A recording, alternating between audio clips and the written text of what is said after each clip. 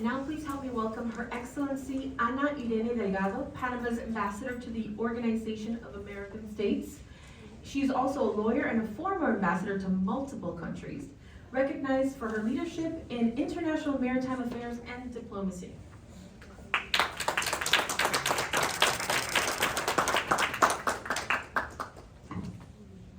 Thank you very much. Good morning to everyone. Thank you to the Institute of Diplomacy and Human Rights and for the International Defenders Council for this invitation today. Honorable members of Congress, Excellencies, distinguished colleagues, ladies and gentlemen. So I come from the Republic of Panama. It's a 4 million population country.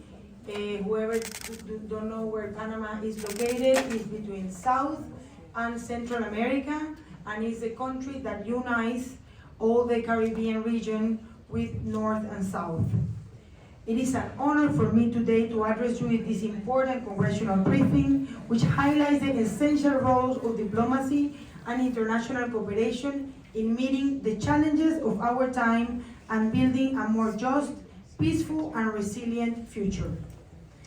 Panama adheres its practice to the Declaration of Principles of International Law concerning friendly relations and cooperation among states in accordance from the Charter of the United Nations adopted by the General Assembly in 1970.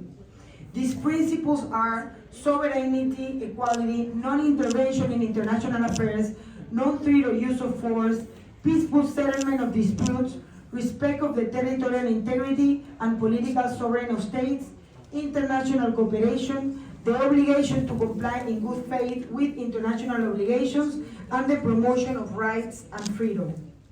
It adheres to the defenders of international law and promotion of the purposes and principles of the charters of the UN, as well as the charters of the OAS, as a member of the Inter-American system. We are committed to the principles of equality among nations, mutual respect for sovereignty, and territorial integrity. We support peaceful settlement of differences, controversies, disputes, and conflicts. We respect non-interference in international affairs of other states. In the perspective of our canal, which, as you all know, was built in 1914, was finished, and is being managed by Panamanian authorities since 1999, we're actually celebrating this year an anniversary number 25 of Panamanian administration of the canal. So that you have an idea, approximately 6% of the world trade transits through the Panama Canal annually. This percentage represents a significant flow of goods between the Americas, Asia, and Europe. The waterway is a vital global logistics connecting 1,920 ports in 170 countries across 180 shipping lanes. Since the expansion of the canal, which we did with the Panamanian administration in the year 2016, 36 more routes have been added. The main route is the one that links Asia and the East Coast to the United States.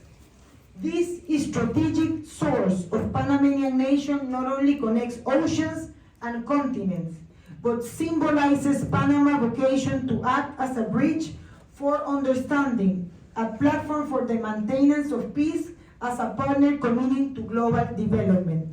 The operation of our canal is governed by the principles of neutrality, openness, and non-discrimination on accordance to the treaty concerning the permanent neutrality of the canal and the operation of the Panama Canal.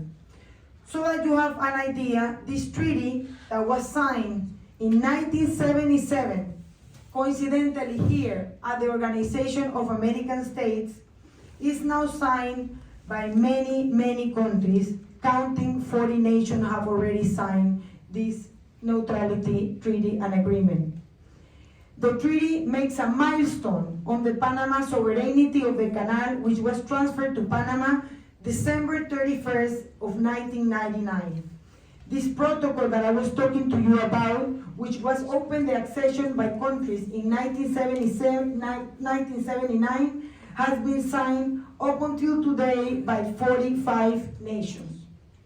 Currently, one of Panama's foreign policy objectives is that more countries can accede to this protocol, including those which Panama maintains diplomatic relations. Now, on women's representation and global governance, Panama reaffirms its commitment to more equitable and inclusive international governance.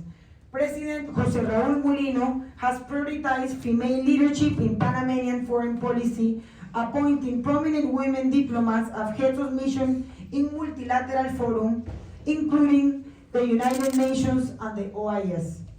In addition, Panama has adopted a foreign policy with a gender perspective, promoting the substantive participation of women in international negotiation and decision-making spaces.